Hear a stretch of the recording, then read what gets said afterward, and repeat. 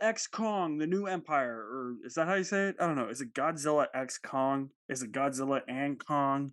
Is it Godzilla times Kong? Is it Godzilla cross Kong? Is it Godzilla multiplied by Kong?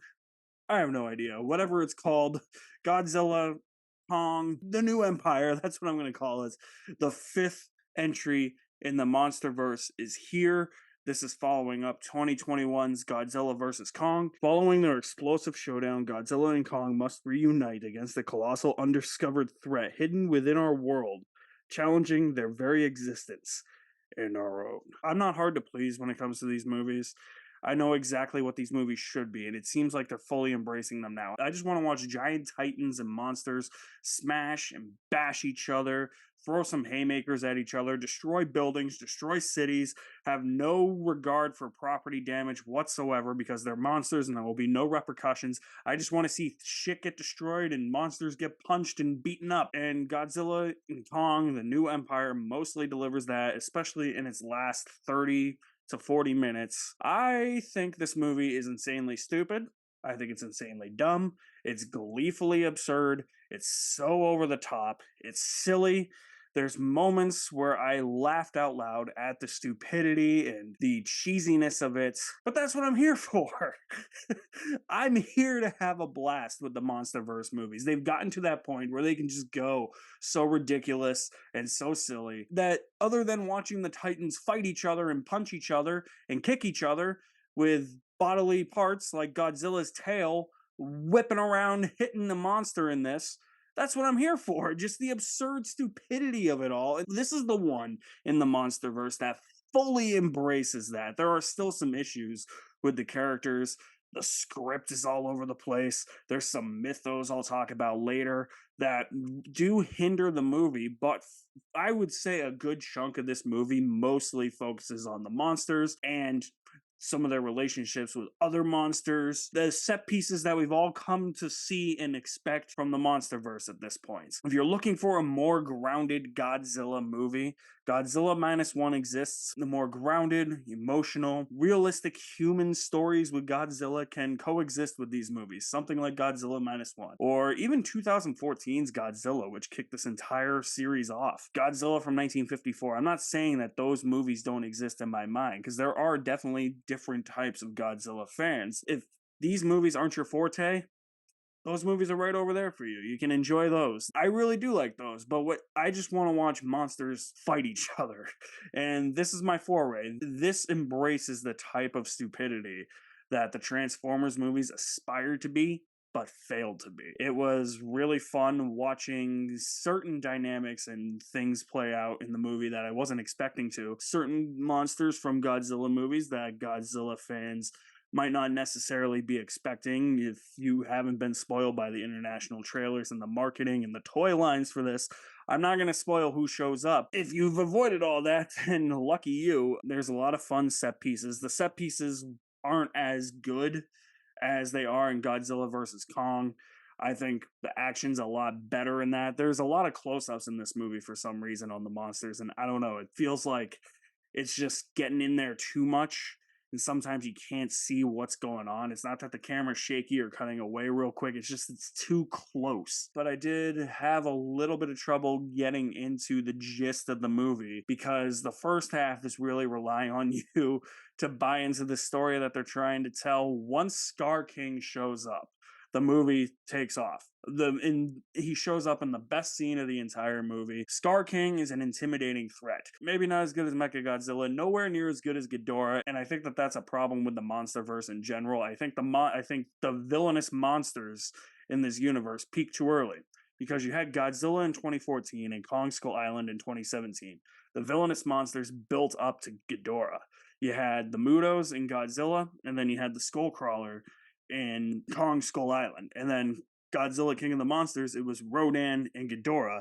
And now I feel like Ghidorah, since he has 3 heads, it's like, where do we go from here? Oh, Mechagodzilla, and this new one we came up with called the Scar King, who has really a muddled background as to why he's here. That's the thing. This script feels like it's put together at the last minute. There's mythos surrounding Hollow Earth because they expand a lot on Hollow Earth in this movie. I'll talk about it more in a spoiler review.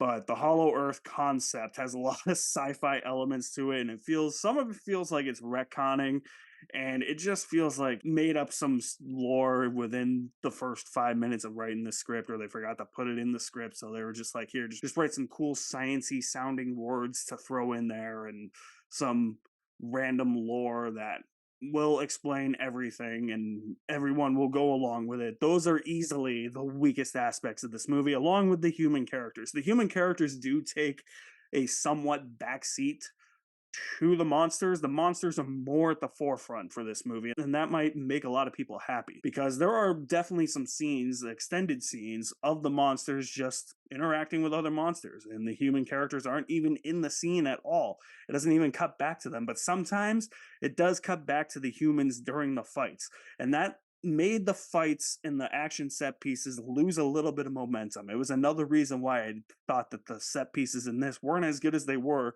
in Godzilla versus Kong. I know that that movie cut back a lot to those human characters as well, but I don't know, it was just Godzilla versus Kong, smaller scale, something I actually bought in Godzilla versus Kong that was going on. It didn't have to reach out of its way to be this big mytho building movie like this is. There are some absurd, stupid things that happen.